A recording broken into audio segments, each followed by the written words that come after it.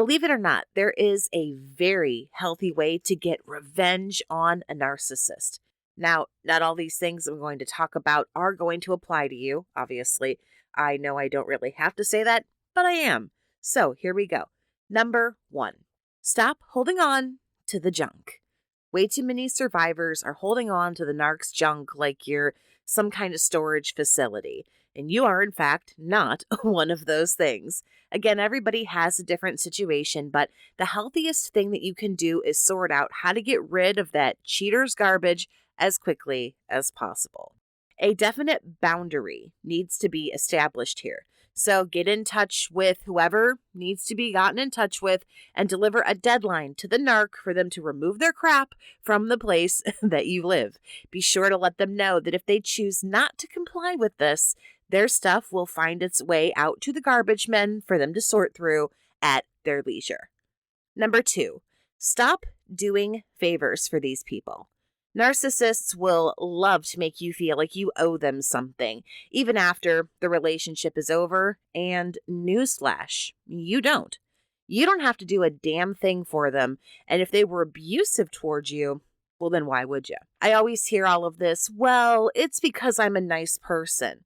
Well, I'll do this, it's not really that big of a deal, I'm going to take the high road. It's a very common response. So to that I have to say, well, you might want to knock it off because you being nice is kind of why we're here right now. I'm not telling you not to be nice, of course, but not everybody deserves the nice side of you. An abuser does not deserve the nice you.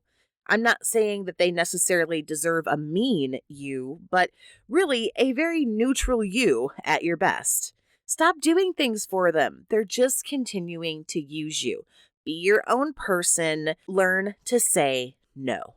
Number 3, stop allowing them on your social media.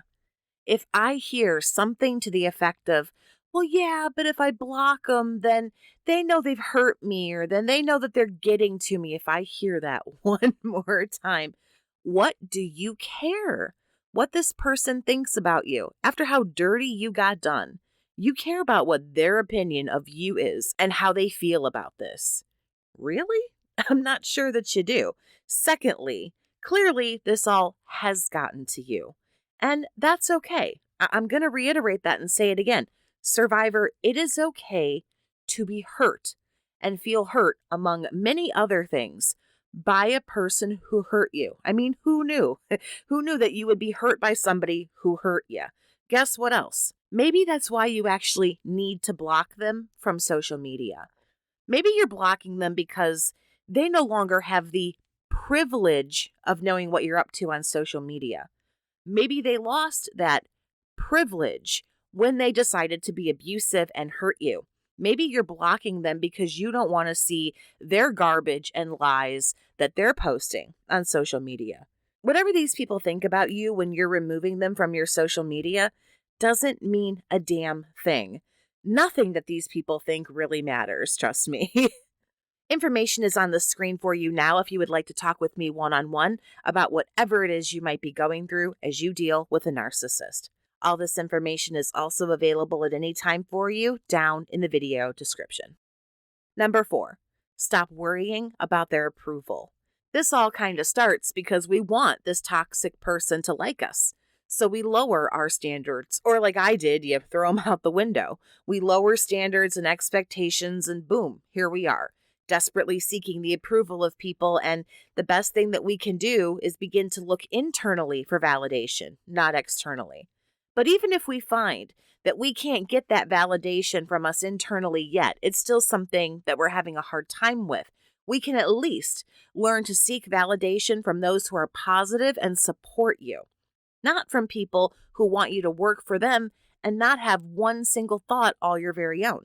A narc is never going to approve of you. That's not what they're here for. It's not what they want to do. It's all about them. Stop looking for these people's approval and validation. Learn to find that on your own. Number 5, don't fall for the friendship play. With a friend like a narcissist, I mean, I really hope that you don't have any enemies. It's expected at this point that a narc will request some kind of friendship or keeping in touch once a relationship comes to a close. When we get into a romantic entanglement with a narc, it is impossible to become not entangled, untangled, one of those, I'm not sure. Just pick one. A narcissist knows full well that you still love them and you still care about them. There's nothing wrong with that. It's very normal. Feelings don't go on and off like a light switch, as opposed to nothing. You accept friendship. That way you don't have to fully say goodbye.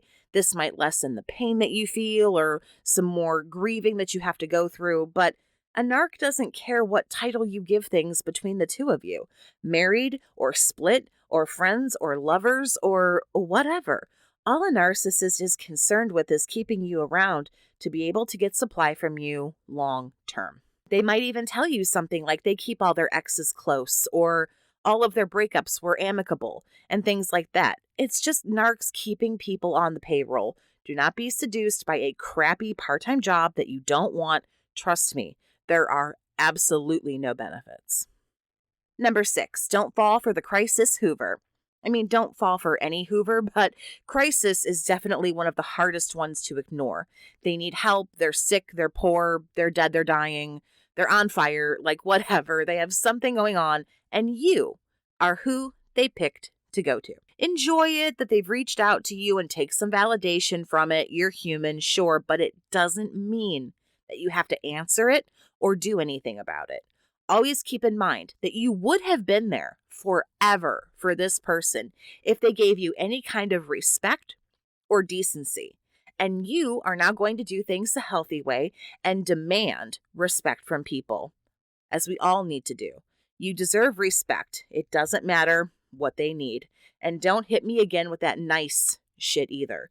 It doesn't make you mean to not help somebody who hurt you. You have to look out for yourself. Hoovers are not to be dealt with. Number 7, boundaries, consequences, and boosting. Narcs teach us that boundaries are bad, and they are absolutely not. We all have lines that we do not want people to cross, and that is a perfectly lovely and normal thing. So sit down when you have some time and make yourself a list. What are your deal breakers? What are people absolutely not allowed to do to you at all? Cheating, lying, stealing, those are pretty obvious ones, but you can think about it and add those to a list. Secondly, there needs to be consequences. It's human nature for boundaries and buttons to be pushed and crossed. What will you do if you find that your partner has cheated on you? And that's a deal breaker. That's a boundary that now someone has crossed. What is the consequence? Make sure this consequence is something that you can follow through with. If your consequence, for example, for cheating is to leave this person, as it should be, then you have to be prepared to walk at the drop of a hat. And if you do not follow through on that, the narcissist will abuse this and ramp up the unacceptable behavior. It's also a lot easier to put these losers in their place when you've boosted your self-esteem. I don't want to get super into all of that in this video, but you can always, work with me one-on-one and we can take a deep dive into that. Or I encourage you to check out other videos and articles about boosting your self-esteem, boundaries, consequences, all that stuff. Number 8, put them in their place. You really do need to be able to tell toxic people exactly where they need to go.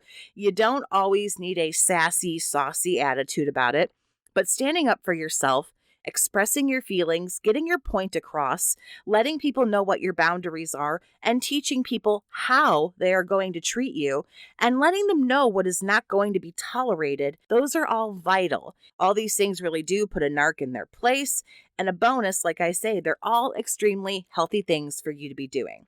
Working on yourself, breaking up, walking away, healing, and also the excitement of all you have to look forward to as you move on with your life. Thanks so much for listening. Have a great day, Survivor, and take care of yourself.